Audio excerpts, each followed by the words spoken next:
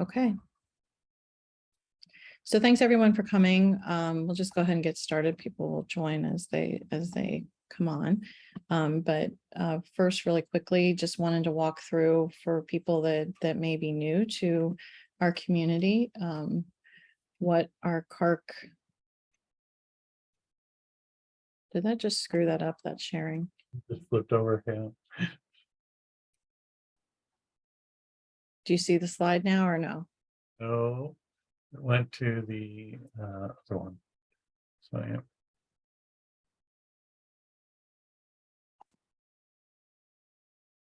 Sorry. Thought I was being clever. Okay. Now can you see the PowerPoint presentation? All right. Yes. So CaRC is the Campus Research Computing Consortium. There is several groups within that. The People Network, I'm not going to read this. It is kind of a little bit of a eye chart, as people like to say, but you can see the People Network is the part that we're a part of. There's the researcher facing track, systems track, data facing, and then merging centers. A new one that is coming on board soon is the strategy and policy facing track. That's in partnership with EDUCAUSE and CASC, and that should be starting up in the next couple of months. There's a lot of overlap between us and that group, as we've talked about before in this community. But we share some of our topics with them. What we kind of have come across is that maybe that's a little more strategic. We're a little more tactical. We're not really sure, but you know, there's plenty of topics and plenty of content for us to cover. We could meet once a week and still not cover everything that we want to cover. For software facing, we just suggest that people see the U.S. Research Systems Engineering Group. That's a great group. So there's also working and interest groups. You can see what they've been working on there. Those are, they've produced some great products. And so please check out the website for those. There's also the operations group, and that's just making sure that things actually happen, and they do. Let's see, I can go over to the right a little bit more about the working and interest groups. Again, the things that they have come up with. There's the new RCD Nexus, which is pulling all these resource and career center products together so that we can continue to develop the profession of research computing and data. And with that, I will point out to you all in the document, in the call document that you should all have the link to. There is a link to our EC Future Topics document and emerging centers. And so you can take a look in that. The steering committee this week, we went through the topics. Those were all put in there at the June meeting after discussions and a little survey of what kind of topics we might want to see in this community over the next year. So we kind of assigned a little bit of dates to them and calendars, months, if you're interested in participating and helping us facilitate those calls. If you have a certain interest, or if you know somebody who might be interested in speaking or panels, or, you know, we have all different kind of formats, please let one of us know, me, Rich, or anybody on the steering committee. And then next we have on our agenda today, we have the HPC Leadership Institute overview with Andrew Jones. I'm not sure if the Linux Cluster Institute fellows are here. They may be, but then we also have our topic of conversation today is the specialization in silos, positioning, and potential. How should you decide what your RCD team does and doesn't do? And Jonathan Dursey will be facilitating that conversation. And you know, as always, we want everybody to participate. Either just speak up, raise your hand. We'll try to make sure that we see you, or put something in the chat, and let's make this a very interactive conversation for everybody. So with that, Andrew, would you like to go ahead and get started? Sure. And maybe introduce yourselves. I'm sorry, I don't have your bio or anything, so I'll blame Rich for that since he's informed and he can't defend himself. I forgot this was being taped, so sorry, Rich. Right. Hopefully you can all see that screen. Oh no, not yet. Let me press share. There you go. There we go. Yeah, so as a quick introduction to myself, I've been playing with supercomputers for 25 years. That's how I usually sum it up. But most of that time, so I was a user, researcher using supercomputers, writing applications, using them for various real world use cases. And then I actually ended up helping to run a national supercomputer center in the UK. Then I spent about 12 years running a HPC consulting business. We were international, we were impartial, we were advising everything from procurement to benchmarking to competitiveness reviews to funding agencies to all sorts of stuff. And then about 2 years ago, I joined Microsoft to work on some of our longer term future roadmap stuff, most of which I can't talk about. But this Institute series here, in fact, probably let's just dive straight into the talk and that'll kind of explain the theme. So I'm here very much with my own personal hat on.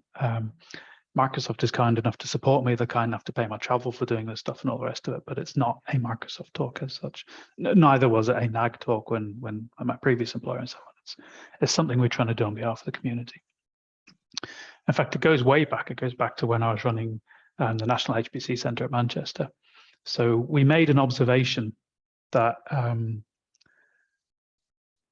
there was lots of training for programming and for users. And every time anybody talked about the skills challenge in HPC, they almost always meant programmers and users. In fact, usually they conflated the two things. All users are programmers, which of course is a load of rubbish.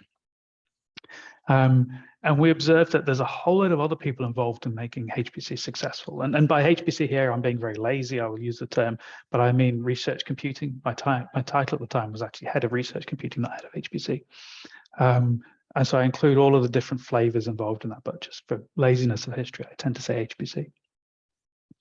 And there's a whole lot of different people and different skills involved in making this happen. And in particular, for the people who weren't programmers or the people who weren't using the machines to do science, there just seemed to be no training or no support, and you were kind of expected to make it up as you go along as a HPC center director, or even the other roles and so on. And so we had this idea of let's start running tutorials. I mean, between the team that we're talking about this, we've been involved in a whole load of different projects at different scales, different parts of the world. Let's see what we can bring together. And it was supposed to be based on practical experience, what we'd learned. It was supposed to be, impartial. And we continued that through as different people changed jobs and employers and so on over time. And the idea, so what we ended up with, I'll get to the content in a second. The idea we ended up with, we went for tutorials at SC first. So we made a proposal to SC. And I think it was accepted on the first iteration, SC13. Then it was rejected for 14 and 15, and then it's been a staple ever since. And that was kind of a half-day format or a full-day format or a two-day format, depending upon how much energy we had each year to deliver. And then a few years ago, there was enough interest from people in the content, and it's gaining enough of a reputation. We were persuaded to start it was supposed to be a full week version. In reality, we did it for about 3 days. More of an executive style where we cut it down to 30 people. So we traditionally got about 100 people in the room for SC. So this is one of the best attended tutorials at SC for a number of years running.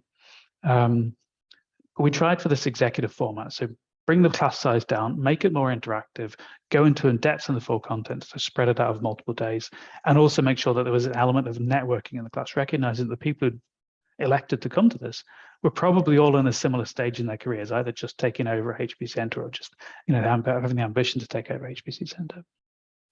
And then there's various other private editions we've done for various companies and so on. And it's interesting to look back on the change in the community from where we are now to when we started doing this. So we now routinely in this community talk about the idea of having a total cost of ownership model as something a HPC group or a research computing group should do, particularly when you're talking about the hardware element. that was not a common thing in 2013. It was almost unheard of. And so there's a few things like that that we've just made part of the common conversation of our community. Now, obviously, we haven't told everybody to do that, but we've trained about 1,000 people in total, and obviously they've spread the word, and so on. And other people independently have realized you need to come up with much more professionalism in the industry.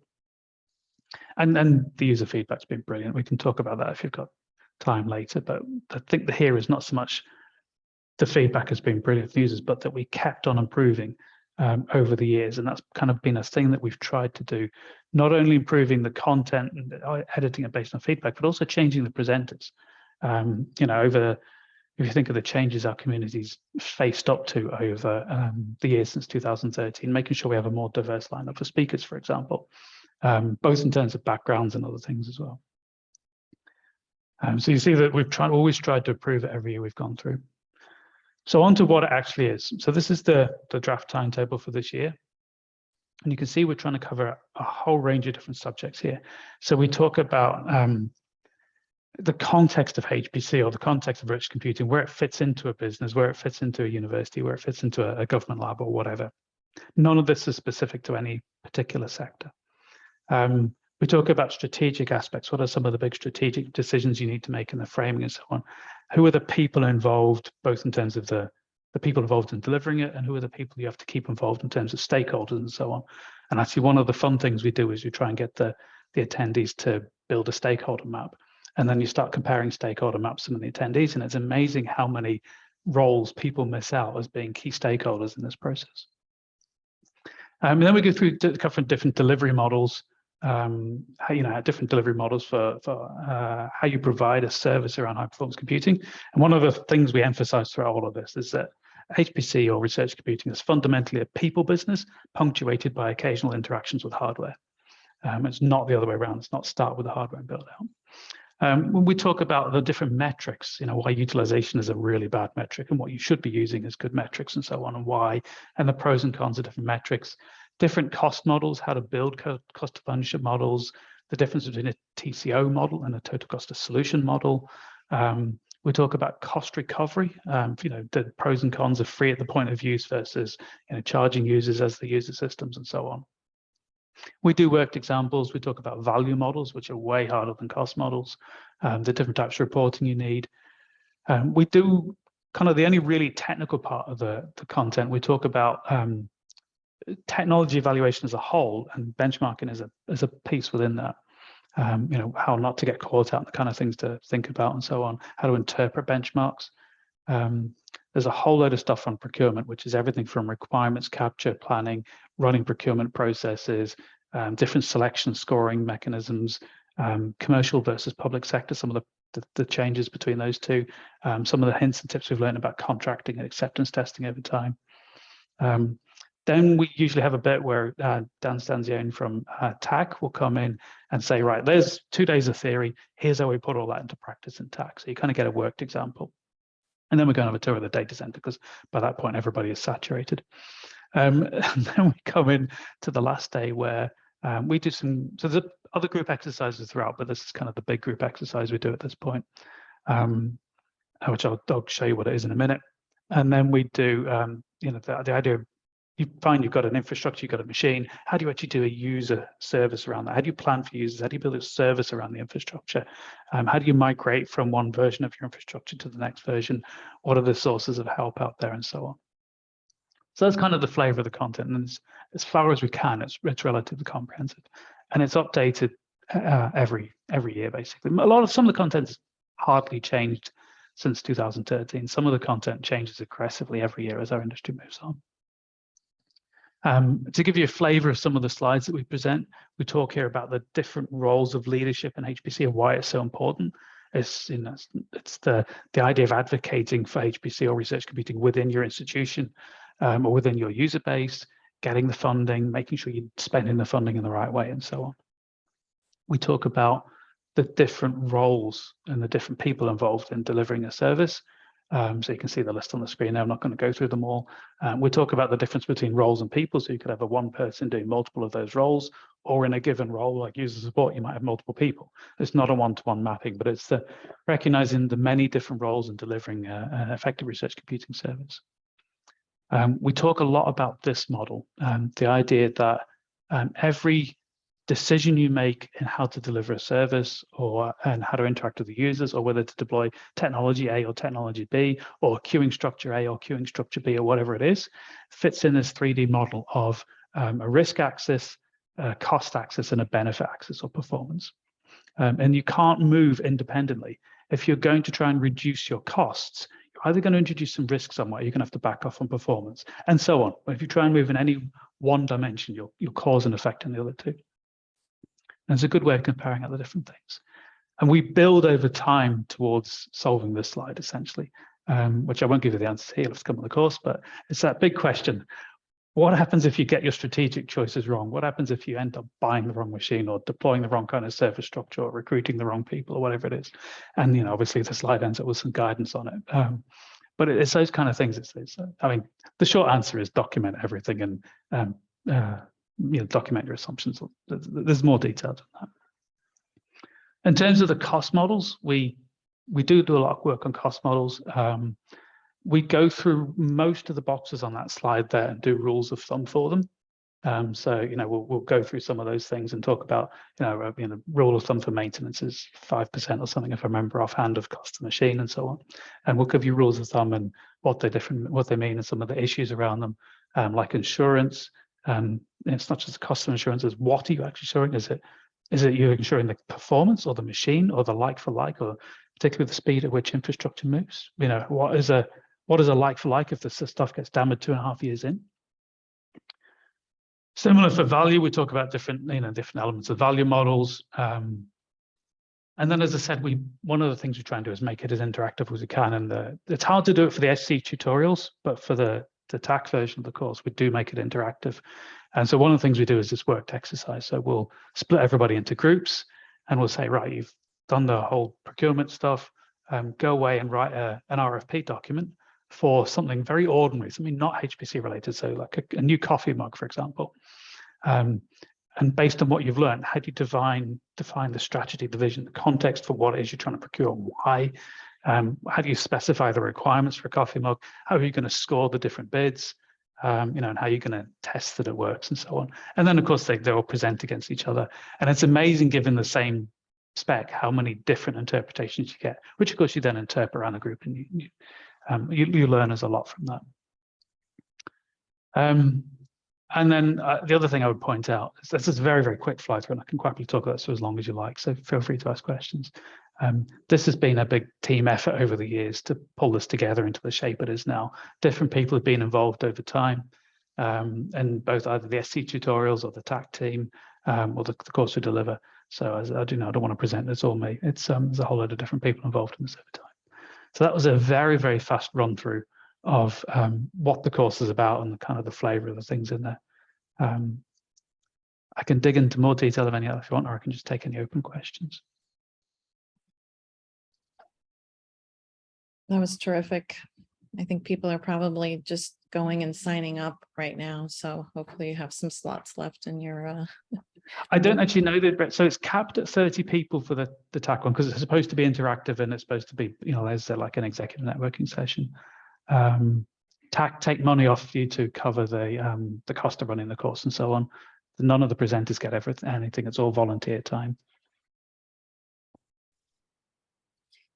I think, as I kind of mentioned to you before, asking you to come on here, that what you're talking to this community, like we talk about every one of those topics, and try to help this group understand, but we only get 1 hour at a time a month. So I hope some people will sign up. Does anybody have any questions here for Andrew? Oh, go ahead, Michael. Yeah, sorry, I'm manually raising my hand because for whatever reason I can't find a little raise hand button. All right. Nobody would Every say. day is a new Zoom day. Andrew, has there? I And I like TAC. I've been down there a number of times. I think it's a great place. But is there ever any idea of doing these executive sessions in other places in the country where travel may be still restricted? Yeah. Yeah, that's actually one of the big things we look at. So there was a whole series of expansion plans in tail end of 2019, and of course they got kiboshed somewhat. Yeah, so there was actually the next iteration was going to be in Europe. So one of the European centers was actually going to host the next the alternative one for us. There have been a number of discussions about places in the US hosting as well. So I won't name the organizations, but other organizations further north in a similar time zone. There's definitely possibilities. We've had interest from some sites in Australia and NZ in hosting as well. And we've also looked at doing an online edition. Yes, I think it's not going to happen this year, but next year, absolutely, we'll be looking at alternative locations and online versions and so on. So one other suggestion, or one suggestion might be, and I realize that this would be open to everybody, and from a point of view of scale, I think there's a value to some of these places going in. I do know that in a lot of institutions that I'm talking to, they're on the smaller side. So I'm over at the American Museum of Natural History. So on a small to mid-sized scale for what we're doing institutionally, a lot of feedback that I've heard from other people is they'll approach me where they wouldn't necessarily approach, or they'll approach our institution where they wouldn't necessarily approach an R1 or a larger place or attack because they feel intimidated by that. Yeah. So it would be an interesting suggestion, and I'll just put it out there, to have something maybe focused at smaller and specifically emerging institutions that may be just starting this step. So who are at 0 or at step 1, and not somebody who maybe has had a 4 or 5, 10, 20 year cycle, and they're trying to iterate or grow it.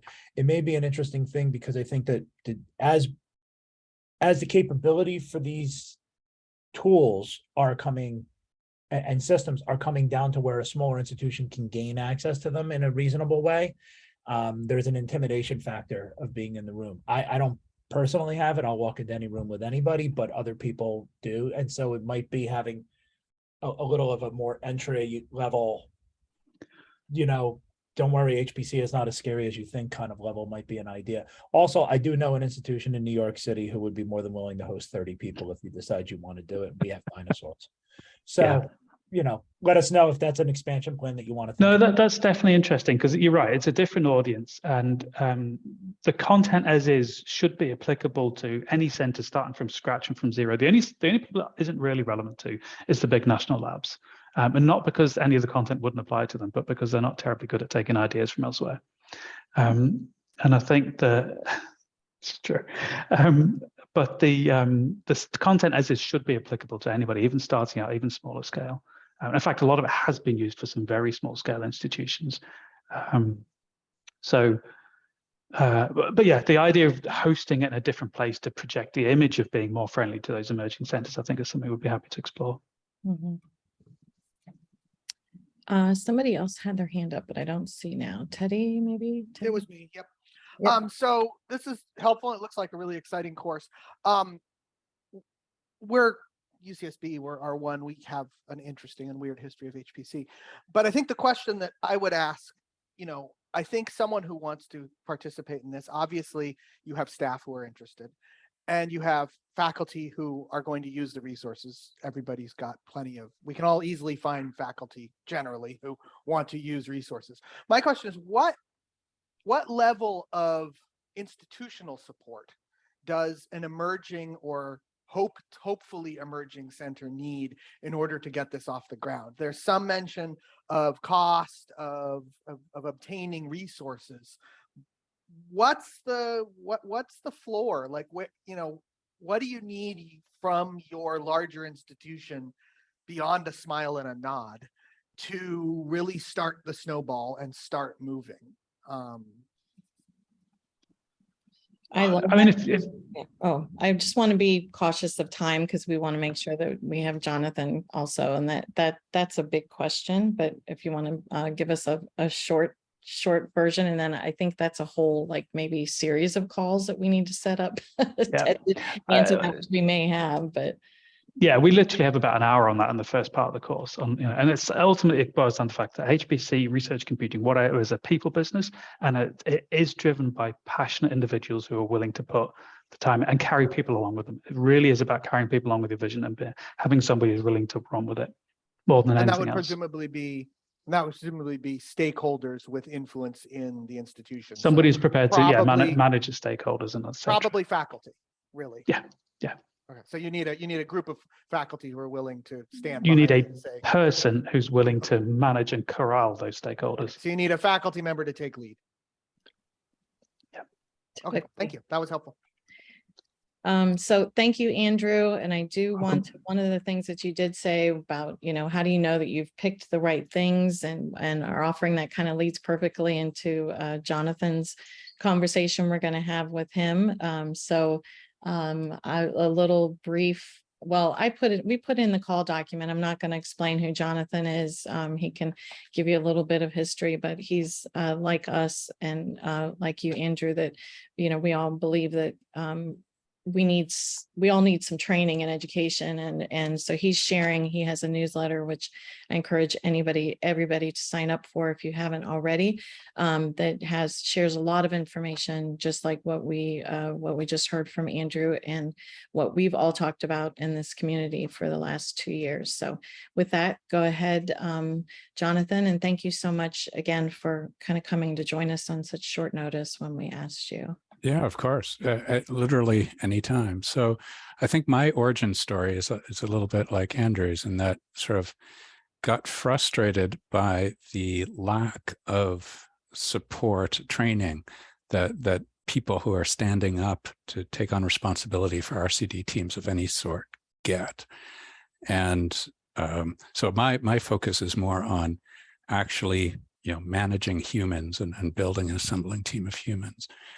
And so the topic, so I want this to be a discussion. So I'm not going to show slides. I'm going to give my pitch a little bit for maybe 10 minutes and then leave it a discussion on this, because I think this is a topic that's worth discussing in our community. So the suggested topic was specialization. That touches on some of the material Andrew talked about. It touches on the emerging sort of strategy and policy facing group. So before I start, let's see how we are on this topic first. So here's a strong statement that conveys the sentiment I'd like to convey here. I'd like to know how you all feel about it. So if your feelings about this can't be contained in mere emojis, share in chat, but otherwise under reactions, give me a thumbs up if you agree with this statement and one of those shocked open mouth faced if you disagree. So here's the statement. Research, computing, and data teams owe it to their communities and themselves to develop a specialization and to be pretty robust about staying specialized.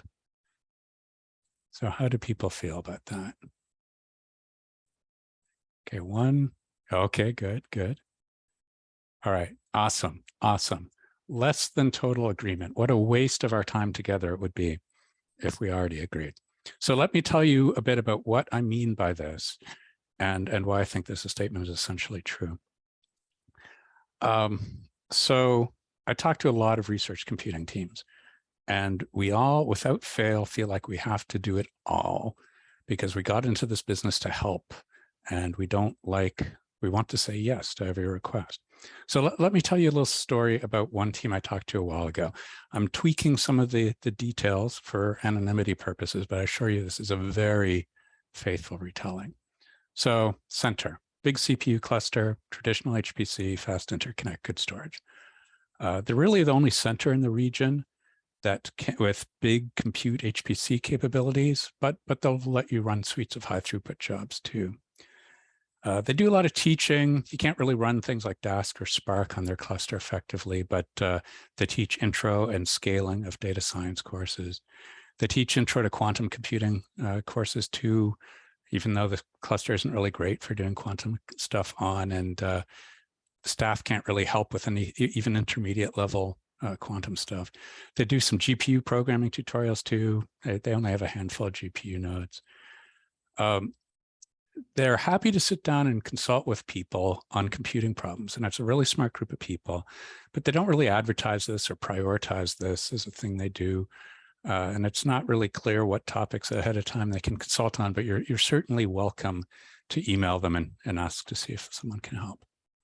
So there's a few challenges this team is facing, and I'll talk more about one in a second, but let me ask this group, how would you describe what this team does to a researcher? So Professor Frey, I really think you should talk with this group. They do, how would you fill in that particular blank?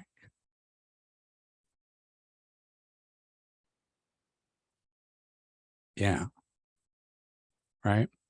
So it's tough because they do a bit of everything. And this is maybe an extreme case, but it's not that extreme. And I think a lot of our centers can recognize ourselves in this. We're in this business because we want to advance science. We want to help. We want to say yes to requests. And so we tend to just sort of accrete these things we do ad hoc because someone asked once, or because someone internal came up with an idea and it sounded awesome, or some other center is doing something similar, and it doesn't actually add up to anything. And this is a problem with new centers. It's a problem with old centers that have this accretion layers of things they do. And here's the thing, right? None of these activities are bad, right? None of these activities are without value. Any one of them individually are fine, and they don't add up to anything. And that's the problem here. I claim our purpose running these centers is to help advance science as much as possible. And it's hard because research and researchers need more and more of our kind of help. Software systems, data, data management, the whole bit. Helping everyone with everything is not one of the options available to us. Whatever we do, whether we like it or not, there are going to be researchers we don't help and problems we don't help with. And the only question is whether who we do help and what we do help with is a choice we make or something that kind of happens to us. I claim we actually have a choice, a duty to our community. And if I allow myself to be melodramatic for a second, we actually have a duty to science to make those choices consciously and choose to help where it has most impact in the community. And that's specialization. So let me talk about a presenting problem this team has. The team suffers chronically from an outreach problem. There are many researchers across campus. They feel help, get their research done much faster. And I think for what it's worth, they're right. But the researchers haven't even heard of them. And even when they do, they seem at best modestly interested and engaging. And so what do you think? Like, does anyone want to offer a diagnosis here? There's nothing going on behind the scenes. There's no terrible reputation of people being screamed at it or anything. This is a fine, good team of decent human beings.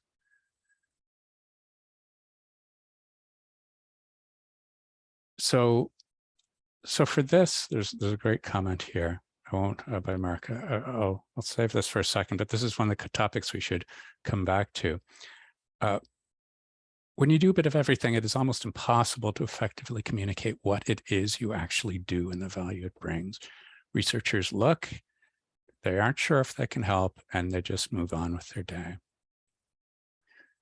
So there's two issues here.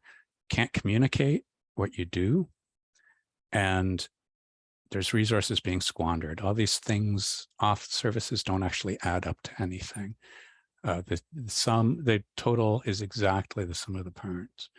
There's the resources that could be reallocated to help where it's most needed, and they're just not.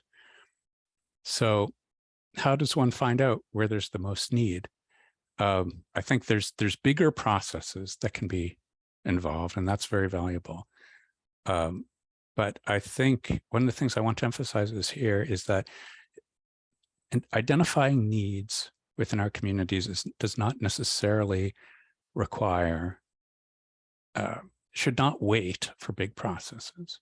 It is the part of an RCD leader's job or the leadership's job to keep an eye on needs that aren't being met in our community. That's just part of the day-to-day job. And so finding these needs isn't hard. It just takes some doing. You ask a bunch of stakeholders and you keep asking them slowly, bit by bit by bit by bit. And when you do that, you find these unmet needs. You can't help but trip over them. And they're almost never going to be technology-based. They're going to be purely technology-based. They're going to be in some research context. Yes, there'll be lots of people asking for GPUs, but it's GPUs in the context of a whole bunch of groups that don't have experience with it are getting involved in AI methods. And so that suggests hardware, sure, but it suggests training. It suggests maybe data engineering expertise. It suggests software development, maybe new deployment expertise, or secure data storage, but in the context of a whole bunch of social scientists are handling big sensitive data for the first time and need help with big data technologies. So again, that suggests, some hardware, fine, but that's just the beginning. The beginning is the hardware, but then there has to be, again, training, maybe specialized software development expertise, GIS or something, right? So addressing these focus areas becomes a new specialty, a new specialization. And there's 4 things I want to emphasize before I stop talking about these specialties. One is that they're specific from a researcher point of view, but broad from a service provider's point of view. And that's what I mean about the difference between specialization and siloing. These unnecessary technical boundaries that calcify our silos. Specializing for researcher needs is a good and useful thing, I argue. Second, work on these priority areas is almost unfairly easy to communicate. If a new focus area is advancing social science impact by supporting it with sensitive high big data research analysis methods, or growing the AI expertise in our community, in our institution by onboarding new groups to AI methods, that is just incredibly easy to communicate. And it gives you real interesting metrics you can communicate, not like Andrew mentioned as a bad example, utilization. So third, these ways of engaging almost always involve a spectrum of expertise. When we think of services in our community, if we think of them at all, service catalogs, we tend to have campus IT as a model. And that hurts us all, I think, right? Because our processes are not ITIL processes. We are not transactional like that. Much better to think about them the way consultants or professional service firms think about them. And fourth, these sort of focus areas just offer incredible growth opportunities for our staff. They can engage with specific kinds of research problems. They can engage at them from different directions. So there's fantastic growth opportunities. And the trick with all of this is getting started, right? The trick is being explicit about what we do, even just codifying existing practice, and then starting to be more deliberate about those things and introducing some specializations. It's tough because we want to help. We want to say yes to every request, and that is not going to work. It does not scale. Having an explicit list of things we help with and specific success stories about why these things work and matter is, if not an antidote to being pulled off topic by stakeholders, at least makes it, puts a stake in the ground. Having an explicit, coherent list of things we do is just an incredibly useful tool to focus discussion. If a researcher or VPR asked that group I talked about at the beginning to add a new thing, right, what do you think the response is going to be? What possible justification could they offer to say no to the new thing? So there are institutional realities. There are realities with, stakeholders. But I think finding small areas of specialty and digging really into them is one of our most powerful and underused techniques, and it frees us from this terrible feeling of we have to do everything. All right, so who wants to offer? Let's first, while I catch up on chat, who wants to offer a dissenting voice? Who wants to caution us about some of the dangers of what I'm suggesting? Yeah, hands up, Michael. Oh, thankfully I found the hands up button on there. So I was, one of the things that I've heard a couple of times, and full disclosure, is scientific computing at the Museum of Natural History is part of central IT. And I've seen in a lot of places the stated desire that scientific computing is something separate from central IT, and central IT has no place in scientific computing. And so that they are two parallel tracks, and never the two shall cross. And I actually think that that is a limiting factor, and one that sets us up in opposition to a team that generally has some influence in here. So part of what I'm suggesting from what I'm hearing from you is this, that ultimately the team that you seem to have laid out is a team that is trying to specialize in everything at once and trying to help out in everything at once. Whereas I think the first thing is I would restructure a team like that into a specialist group of specialists. So you have some people that are very good at helping funding and helping identify stakeholder needs and identifying revenue sources and things like that. Those people should focus in those areas. Disclosure on my team, I am the least HPC technical person outside of science, DMZ, and networking technology.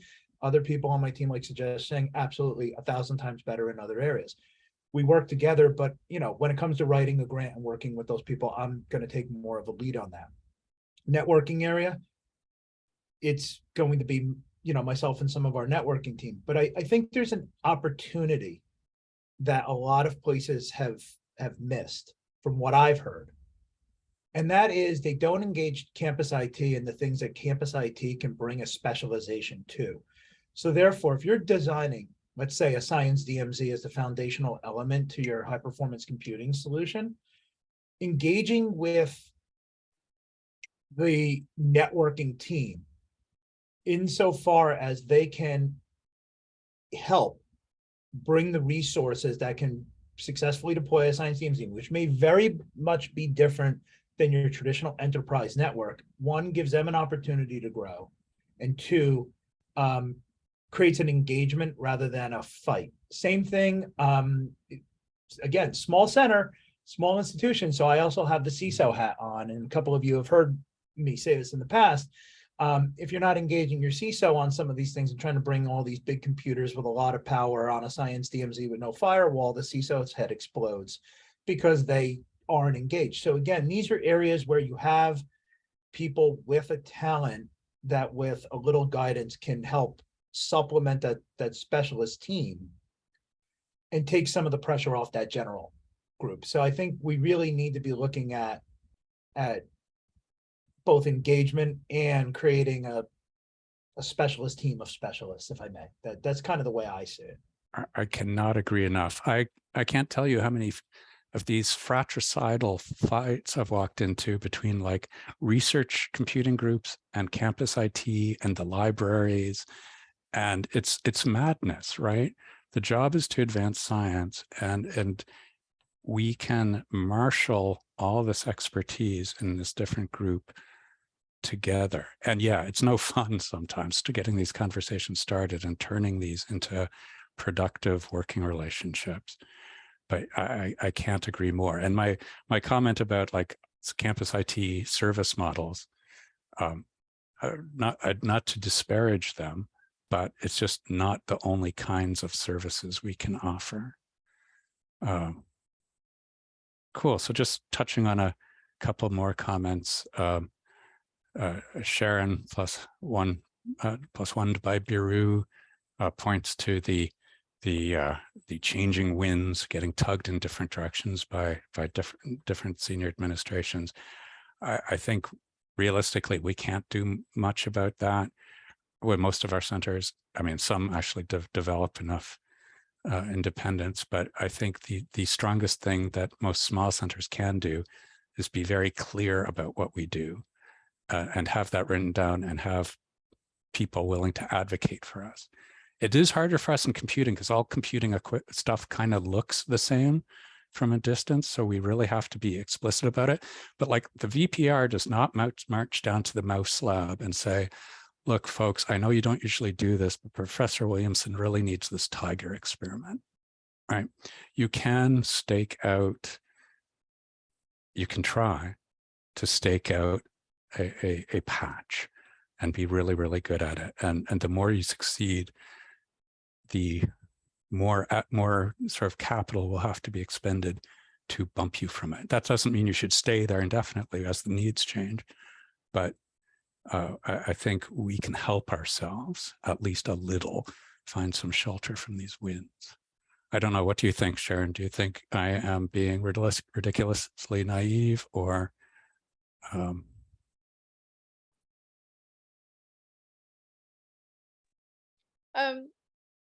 I think it's sometimes you just have to go with what life brings you. right. I've seen, I've been on the side that won by administration changes. I've been on the side that completely lost by administration changes, and I've been in between. At some point, it is what it is. You can get in trouble by being too specialized, because the next person who comes in says, well, this isn't in our mission now. What we're looking at is something special purpose. Or it can be vice versa. So I think being aware that all you can do is consistently, I agree with what you said. I mean, you have to be able to articulate what it is you can do. But if you're in leadership, you have to constantly try and find allies. And when things change, you have to hope you can find a new ally. And if you can't, then it might end up with the decimation of your center or your mission, and that happens. Yeah, I agree, and I think Mark Bergman touched on this a little bit too. Specialization isn't always up to us. So I think that's a similar theme. And I think that's true. I gave myself a little out at the beginning saying that our mission was to advance high priority research, and we don't, who defines the priorities is not always up to us. We can advocate for it. We can make it easier for us to advocate for it by staking out that claim and having successes. But yeah, we are not in complete control of our destinies. Michael Bernadetto, you have your hand up? Yeah, just one quick thing. One thing that Sharon said is what we can't help with yet. It's like always add that yet in there, because I think what happens is if they bring you something you can't handle, it's all in how we address it. So, we started with HPC and Science DMZ because those are the things we could do. We did not have the capability to do a lot with storage yet until an opportunity for some funding for storage comes, and then it gets into those things. So I think that the point of it is being able to collect that stuff in and know that you can't, being in full disclosure, this is not something that we have the capabilities or the fundings to do yet, but we're using it as an opportunity to seek those very things.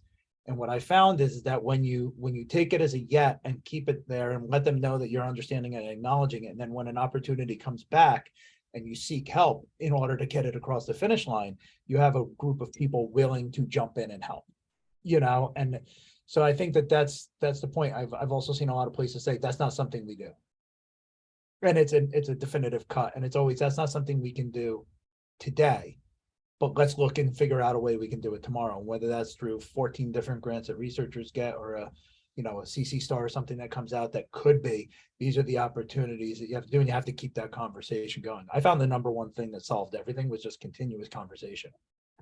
We're trying for this, we're thinking about this, hey, how you doing? Constant touch bases. And again, that's, I think, one of your specialist roles within your team of specialists has to be that user-facing, stakeholder-facing touch person that's kind of saying, you know, how is your stuff emerging? How is it growing? And then when an opportunity comes, being able to rapidly, you know, strike out on it, I think becomes an important thing as well. Yeah, and just this constant talking to people, whether it's research stakeholders or other teams, it takes an incredible amount of time. But you know, that's basically what we signed up for when we take these sorts of roles. We don't get to do the fun, clear coding stuff anymore. Cool. So yeah, so the so exactly. So where does the funding come from? Where do the missions come from? What other thoughts do people have about this or related things? Have people seen specialization not work in different ways, or have people seen problems that come from trying to be the jack of all trades? Actually, I'm curious for this group in particular. I'm curious about one question and how it breaks down between one variable. So I'd be very curious to hear who here gets pretty strong direction from whoever is above them in the academic or the institutional hierarchy. And I'm wondering how that correlates with two. Does that reporting chain go up to the VPR or the CIO? So do people just want to chime in? Who, I mean, there's pros and downsides either way, but like who gets strong direction and who is more or less left to fend for themselves when it comes down to what their center actually does?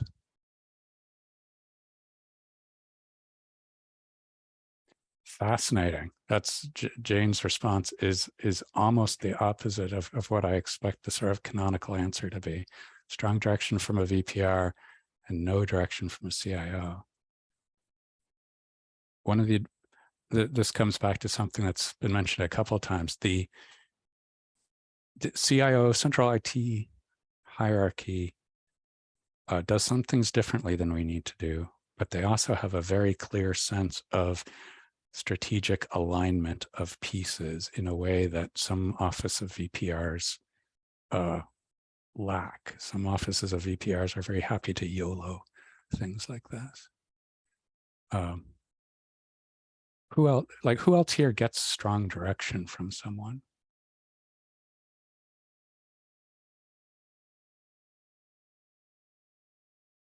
Fascinating. So that so are we? So is this a group of feral emerging centers that basically get a lot of a pretty even split between CIO and VPR? Yeah, cool. All right, so that's sort of the question I was really curious about. Very limited direction, tremendous autonomy, tremendous autonomy and limited resources. Yeah, that's the dream, isn't it? Yeah, do whatever you want, just don't ask me for money. Cool. So that's kind of what I wanted to know, and that's the pitch I wanted people to at least consider. What other thoughts or comments do people have on this?